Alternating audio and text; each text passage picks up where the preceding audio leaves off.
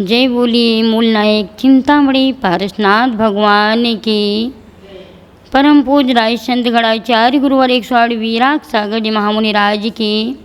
परम पूज्य भारत गौरव गणनीय आर्य का रत्न गुरुमा 105 विज्ञा श्री माता जी की। अहिंसामयी विश्व धर्म की।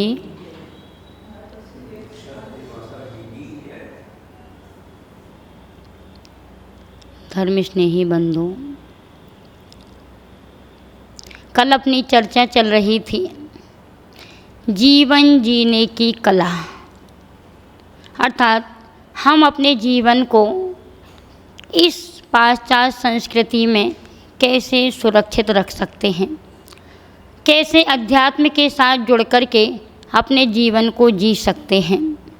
तो कल भी हमने आपको बतलाया था कि अगर अपने जीवन को सुरक्षित रखना है, अपने जीवन को संस्कारवान बनाना है, तो हमें कुछ अच्छा करना चाहिए। इस पर प्रश्न उठा था कि अच्छा क्या करें। तो कल हमने आपको कुछ बिंदु दिए थे कि आप ब्रह्म मुहूर्त में सो कर के उठें। आप पहले अपनी यदि रात्रि में सोने की क्रिया ठीक से करेंगे, अर्थात समय पर सोना।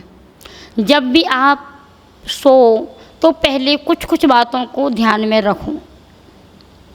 सोने के पहले आपको एक तो समय का ध्यान रखना कि आप 10 बजे तक सो जाएं।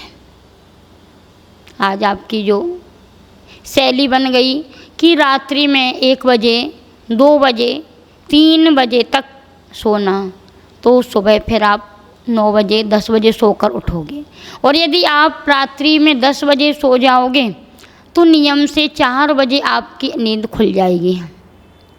तो सोने के पहले आपको किन किन बातों का ध्यान रखना, अपने हाथ पैरों को धो कर के सोएं, क्योंकि डॉक्टर भी कहते हैं कि यदि आपके पैरों में किसी प्रकार की गंदगी है और यदि आप सो जाओगे तो आपके मस्तिष्क में या आपके पेट आदि में जलन आदि होगी, क्योंकि अपना पैरों से डायरेक्ट संबंध होता है मस्तिष्क तक। और जब हमारे पैर गंदे होते हैं तो स्वप्न भी खराब आते हैं। इसलिए सबसे उत्तम कहा कि पहले अपने हाथ पैरों को धो लें, फिर आप सोएं। दूसरा पॉइंट, आप डायरेक्ट कभी मूल गेट के सामने मत सोएं। आपका जो बेड हो वो थोड़ा साइड में होना चाहिए। और आप लोग अगर मूल गेट पर सोते हो तो कोई भी व्यंतर आदि कहीं भी दर्शन के लिए निकलते हैं और उनको ये लगता कि ये हमारे लिए विघ्न डाल रहे, तो वो आपको परेशान करना शुरू कर देते हैं। इसलिए आप मूल गेट पर कभी ना सोएं। डायरेक्ट कभी बीम के नीचे एवं पंखे के नीचे भी मत सोएं। क्यों? क्योंकि वास्तु के अनुसार एवं विज्ञान के अनुसार भी कहा गया कि अपने मस्तक पर कोई भारी वस्तु नहीं होना चाहिए। अगर भारी वस्तु के नीचे आप सोओगे तो आपका मस्तिष्क भी भारी हो जाएगा। अध्यात्म दृष्टि से भी यदि कहीं स्थान से, कोई भी स्थान से ऊर्जा ज़्यादा आती है और यदि आपको वो ऊर्जा सहन नहीं हुई तो आप बीमार भी पड़ सकते हो। व्यवहार दृष्टि से भी कभी पंखा टूट गया तो कुछ भी हो सकता है, कोई भरोसा नहीं। इसलिए आप डायरेक्ट कभी पंखे के नीचे भी मत लेटो। एवं जब भी आप सोएं तो आप दिशा का ज़रूर ध्यान रखें। पूरब या उत्तर दिशा की ओर ही आपके पैर होना चाहिए, क्योंकि अपने पैरों से ऊर्जा अंदर आती है। अपने शरीर में कुछ केंद्र ऐसे होते हैं कि जिनसे ऊर्जा अंदर आती है और कुछ केंद्र ऐसे होते हैं कि जिनसे ऊर्जा बाहर निकलती है। जैसे आपके तालु स्थान पर जो केंद्र होता है, ये सहस्रार केंद्र कहलाता, इससे ऊर्जा अंदर जाती है। दूसरा अपना आज्ञा चक्र होता है, इससे भी ऊर्जा अंदर जाती है। तीसरा आपका विशुद्धि केंद्र होता है कंठ में। चौथा आपका हृदय में एक आनंद केंद्र होता है। और पांचवा आपका नाभि केंद्र है। ऐसे केंद्र हमारे इस शरीर में हैं। और ये जो केंद्र होते हैं, अगर अच्छा वातावरण मिलता है तो वो अच्छे रूप प्रभावित होते, और यदि खराब वातावरण मिलता है तो बुरे रूप भी परिवर्तित हो जाते हैं। तो सोने के लिए हमारे पैर यदि उत्तर दिशा में रहेंगे, तो आचार्यों ने कहा कि उत्तर दिशा में विदेह क्षेत्र है, और उत्तर दिशा को धनात्मक दिशा अर्थात कुबेर की दिशा कहा जाता है, या उत्तर दिशा में समाधान की दिशा कहलाती है। तो वहाँ से किसी भी प्रकार का अगर हमारे मन में विकल्प चल रहा तो हमारे समाधान हो जाते हैं। पूर्व दिशा को प्रज्ञात्मक बुद्धियात्मक दिशा कहा जाता है, और पूर्व दिशा में सम्मेश शिखर जी सिद्ध क्षेत्र है। वहाँ की पवित्र बरगड़ाएँ हमारे अंदर पहुँचती हैं, इसलिए आपके पंजे से जो बरगड़ाएँ अंदर जाएंगी और अंगुष्ठ से उंगलियों से ऊर्जा बाहर निकलती है। तो जब भी हम पूर्व या उत्तर दिशा में अपने पैर करते हैं तो डायरेक्ट हमारे अंदर पवित्र ऊर्जा आती है। इसलिए सोते समय ज़रूर ध्यान रखें, यदि पढ़ने वाले स्टूडेंट हैं, बच्चे हैं, कोई विद्यार्थी हैं, तो उनको पूर्व दिशा में ही पैर करके सोना चाहिए। एवं जो व्यापारिक हैं, जो अपना व्यापार करते हैं, जॉब आदि करते हैं, उनको अपने पैर उत्तर दिशा की ओर करना चाहिए। दक्षिण एवं पश्चिम दिशा में कभी पैर करके ना सोएं, क्योंकि पश्चिम दिशा पाश्चात्य संस्कृति की प्रतीक होती है, और पाश्चात्य संस्कृति हमें डुबोने के काम करती है। सूरज पश्चिम में ही डूबता है, इसलिए पश्चिम दिशा में चंचलता आती है, वायु की दिशा होती है, इसलिए पश्चिम दिशा की ओर सोने से हमारा मन भी चंचल होता है, इसलिए इस दिशा में कभी पैर करके ना सोएं। दक्षिण दिशा यम की दिशा मानी जाती है, एवं मंत्र तंत्र आदि की दिशा भी दक्षिण दिशा मानी जाती।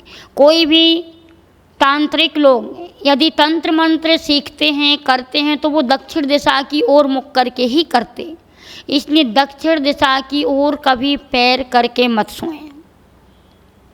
अगर आप इस दृष्टिकोणों को रख करके अपने इस शैली को सुधारते हो तो नियम से आपका जीवन सफल बनता है। तो सोने के पहले इन 4 पॉइंटों को ज़रूर ध्यान रखें। उसके बाद प्रातःकाल उठते ही ब्रह्म मुहूर्त में उठ कर के वज्र आसन में बैठ जाएं।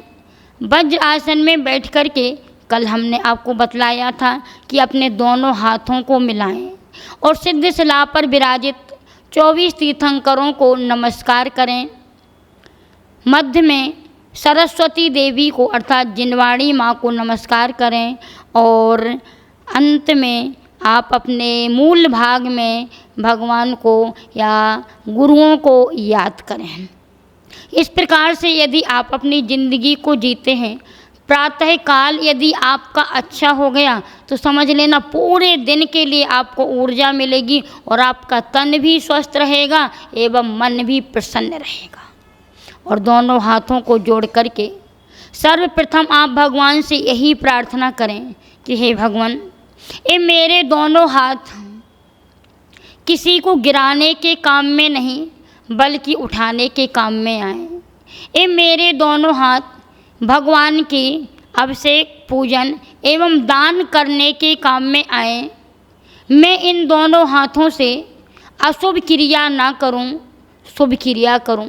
मेरे इन दोनों हाथों से किसी जीव की हिंसा ना हो जाए।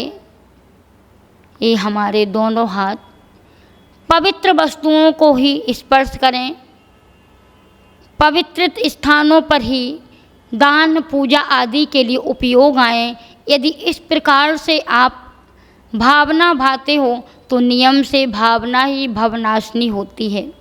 तो अपने हाथों में ही आप टीवी देखें, अपने हाथों में ही मोबाइल चलाएं, अपने हाथों में देव शास्त्र गुरु को नमस्कार करके ही आप अपने जीवन को सफल बना सकते। क्योंकि कहा जाता है कि मात्र एक बार भगवान का नाम लेते हैं तो हमें 68 तीर्थों की यात्रा का पुण्य मिलता है। आपको कुछ नहीं करना, मात्र आपको अपने बिस्तर पर बैठे बैठे ही 68 तीर्थों का पुण्य कमाना है।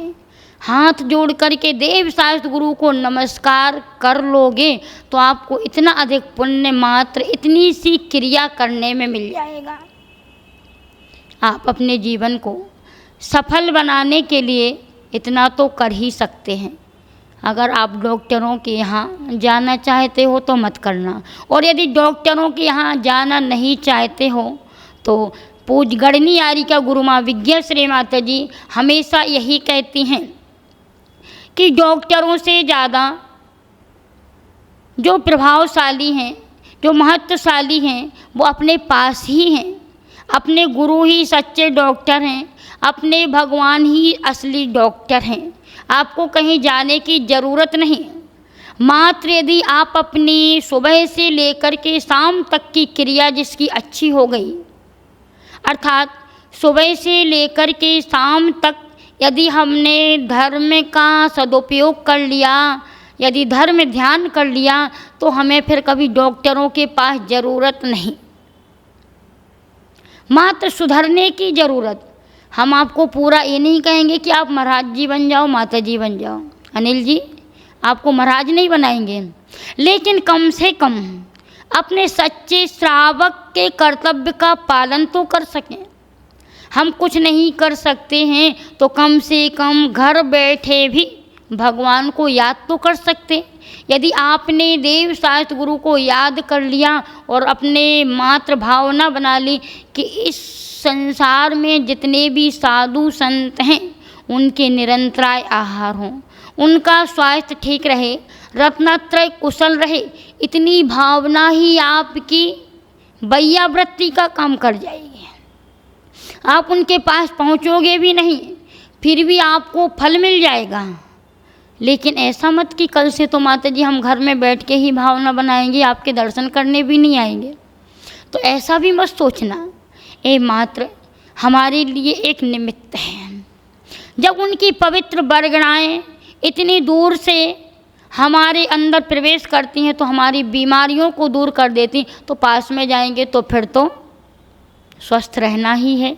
इसलिए इतना आगे आपको कल पुनः इसके आगे क्या करना है, कैसे किस प्रकार से अपने जीवन को जीना है, तो पूज्य गढ़नी यारी का गुरु माँ विज्ञश्री माता जी जो अभी सहस्त्रकोट विज्ञा तीर्थ गुंसी में विराजमान हैं, जिनका आज 52वें अवतरण दिवस का कार्यक्रम वहाँ पर चल रहा है, तो हम सभी गुरु माँ को परोक्ष रूप में ही यहीं से विनयाञ्जलि समर्पित करेंगे कि हे गुरु माँ, आप वास्तव में आपका व्यक्तित्व और कृतित्व इतना महान है, इतना उच्च है कि शायद उसको हम गुणगान में नहीं ला सकते हैं, कुछ भी नहीं कर सकते। मात्र यहीं से अपनी भावनाएं प्रेषित करते हैं कि आप अपने संयम के पथ पर चल कर के इतनी उच्च शिखर पर पहुँचें। आपके जो कदम संयम के पथ पर चल रहे हैं, आपका जो मार्गदर्शन हम सभी को मिल रहा है, तो बस यही भावना है कि आप इसी प्रकार से संयम की साधना में रत रहें एवं हम सभी शिष्यों को और हम सभी भक्तों के लिए इसी प्रकार से अपना आशीर्वाद प्रदान करती रहें, ताकि हम भी एक दिन आपके पद चिन्हों पर चल कर के अपना जन्म सफल बना सकें। इसी भावना से गुरु माँ के चरणों में कोटिशः वंदामी करती हूँ। वंदामी गुरु माँ, वंदामी गुरु माँ, वंदामी गुरु माँ।